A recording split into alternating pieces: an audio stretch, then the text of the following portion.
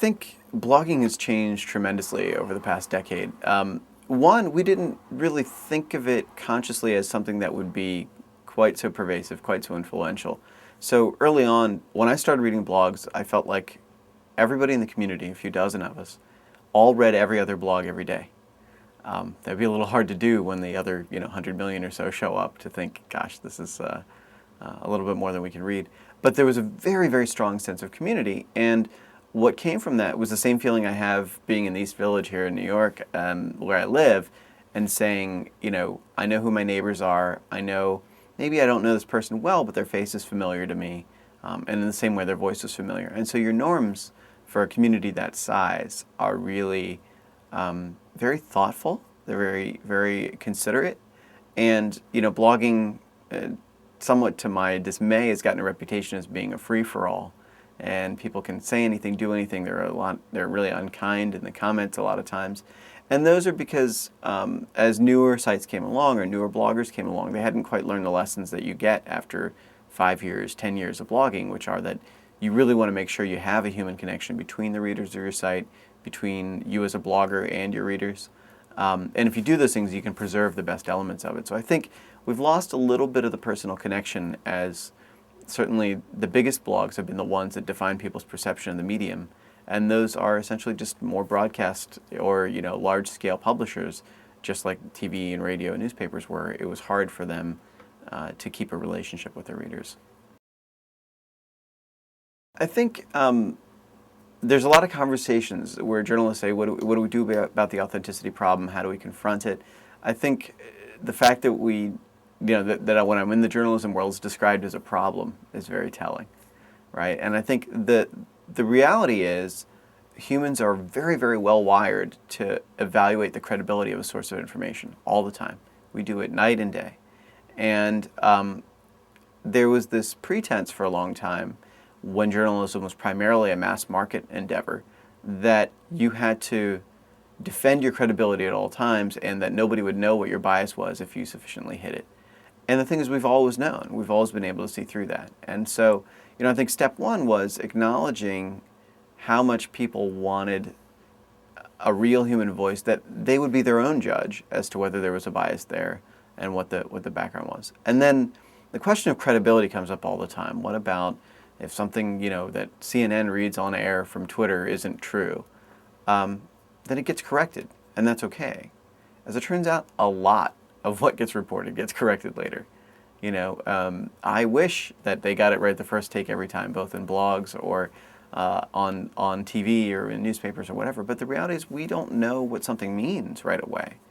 So the immediate reporting of a fact is only one step to figuring out what the truth is.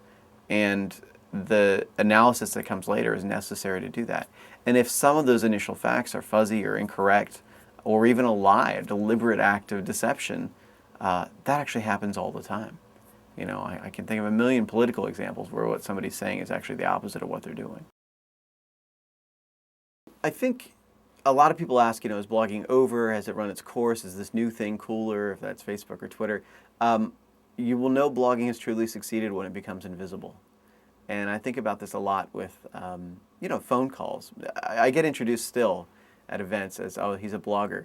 And it feels a little bit like being introduced as an emailer, or a phone caller. It's like, these are things we do every day. You don't think about them as a conscious act. It's just part of what you do to communicate with the world.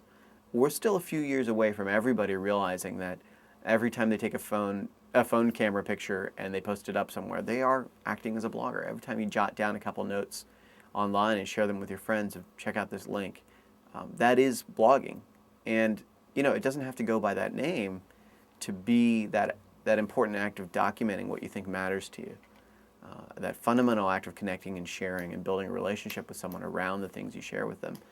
Those are empowering in a way that, when I used to work in television or the music industry, I never could have made a show on my own. I never could have made an album on my own. I never could have made a film on my own. But a blog I can do entirely by myself and have as a creative document of what I've done. That impulse will never go away. There will always be somebody that has something to say that says, I just want to do it all by myself and get my word out there. And the fact that people think that's possible, that I talk to young people and they say, I say, what can you do with the book? And they're like, oh, you can read it, you can put a cover on it, you can put it on a shelf. And I say, what can you do with the web? And they say, I can make it, I can create it. That is the fundamental difference that blogging brought about. As long as that's true and people feel like that is a place that they can create and express themselves, blogging is fine, whether the name is there or not.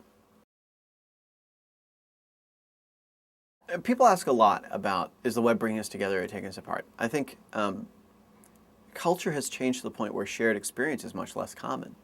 As we talk today, it's very close to the 40th anniversary of the landing on the moon, and that was one of the definitive universal experiences around the world. Everybody had that experience, whether it was on TV, radio, newspaper. There was a moment we all shared. Those are fewer and fewer. We place a priority saying it's more human or personal to call our moms than to chat with them on instant messenger. I don't know why we feel that way. They're just different. Well, we go the other extreme. We said, well, a handwritten letter is the most personal. Well, that doesn't feel as personal as a phone call to me. But that's supposed to be something valuable because it's permanent. Well, what if she permanently archives an instant messenger conversation? Does that go back to being human again? These things are artifacts of our moment in history.